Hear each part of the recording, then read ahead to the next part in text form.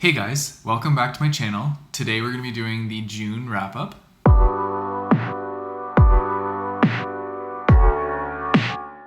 So first things first, you might notice that I look a little different today, and that's because I chopped all my hair off, so now I have a buzz cut.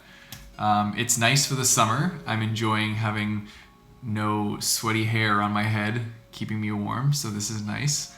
So without further ado, let's get into the books that I read in the month of June. I'm going to talk about a lot of these books, but I've already half moved them to my new place in Sudbury, so I don't actually have a lot of the books here. I only have one of them, so this will be interesting. I'll still show a picture for each one so you kind of get the idea of what it is. The first book I read in the month of June was The Sun Is Also a Star by Nicola Yoon. And this one was about two different people named Daniel and Natasha and their story on how they kind of met. So Natasha's family is getting deported and Daniel's trying to get into a prestigious school. So he's also in the city trying to go to a school interview. And it's the story of their chance encounter and how they kind of meet and interact and from there see where things take them. Both of them aren't very happy with the way things are going in their lives and they want things to change. I gave this book a 4 out of 5 stars only because there were some parts where I kind of my attention was waning, I guess. But for the most part, it was a really good book. It's YA and contemporary.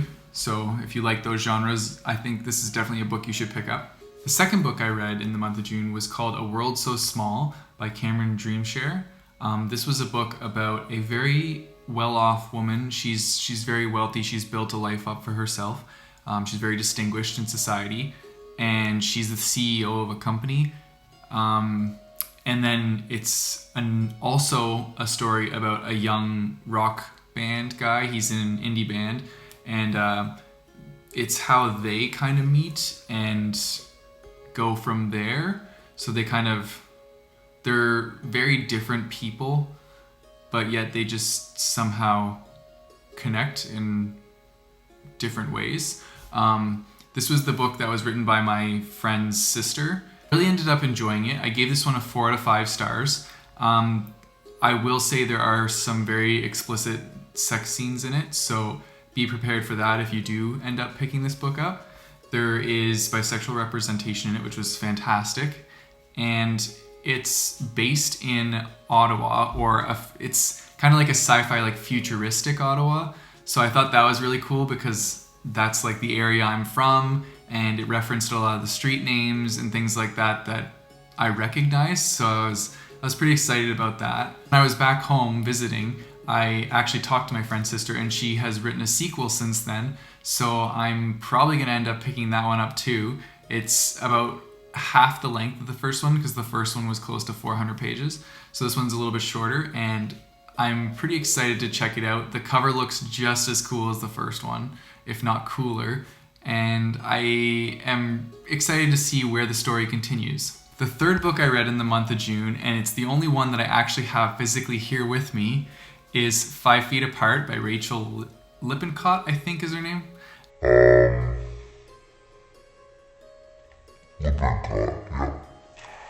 And this book was my 5 out of 5 star for June. I absolutely loved this book. I buddy read it with Books of Amber and Amanda. I'm trying to remember her. No, her YouTube name is I think it's Planner Life or something like that, but her name is Amanda. So we all buddy read this one together, and it was great. I loved it. It's about 2 kids that are in the hospital and they have cystic fibrosis, and patients that have cystic fibrosis can get the other one sick, so they have to stay a mandatory 6 feet apart, but they decide that they will have 5 feet apart. They'll take a foot back for themselves. Anyway, it's the story about them kind of falling in love with each other, and it was just adorable. It gave me Fault in Our Stars vibes when I was reading this. There's parts in it that I was actually finding myself tear up at, and I don't tear up that much for things like this. So yeah, I really liked this book, and I flew through it. I found that every time I picked it up, I couldn't put it down. I wanted to just keep reading more and more and more. And I'm pretty sure the night I finished it, like I stayed up till 3 in the morning just to finish it because I couldn't put it down. So this book was fantastic. This was my 5 out of 5. I would recommend this to everybody. It's YA contemporary if that's your genre.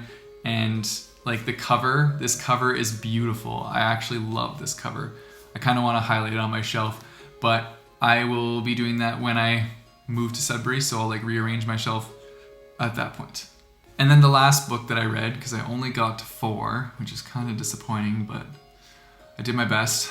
The last book I read was called The Kill Code by Clive Fleury, I believe. I'll show it here.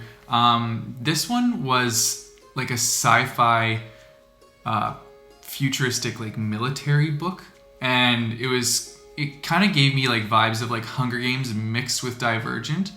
And it was a very good read. Like I actually really enjoyed it, and it progressed really quickly through all the scenes. There wasn't any parts really that you were sitting there waiting for the next thing to happen. Like it was constantly go, go, go, which I really enjoyed about the book. And it's not that long either. It's under 300 pages. I started and finished it in a weekend. So I would suggest picking this up. I rated it 4 out of 5 stars because it kept my attention the whole way through. I think it's going to be a series, so there will be more coming. Right now, I'm pretty sure there's only the one. But yeah, the author actually reached out to me to review this one, so I did that for him. And that's it for the books I read this month. Only 4, but I did the best I could. And now it's into the month of July, and I'm trying to read a lot more. But this is also a month that I'm moving, so I will do the best I can, but we'll see. So now the moment you've all been waiting for is the giveaway winner.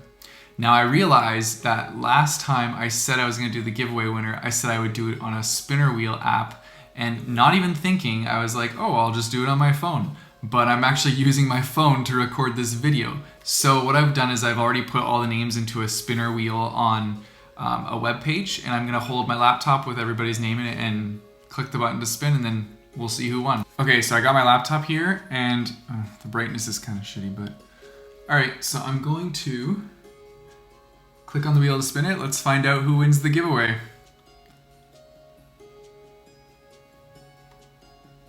Snow White Reader. Congratulations, Hannah. You won the poetry book. So once you see this, what you will do is you can hit me up on Twitter or leave a comment on this video. You probably don't want to leave a comment with your mailing address, so yeah, hit me up on Twitter and give me your mailing address, and I will send you your winning prize. And that's it for my June wrap-up, guys. Don't forget to like and subscribe.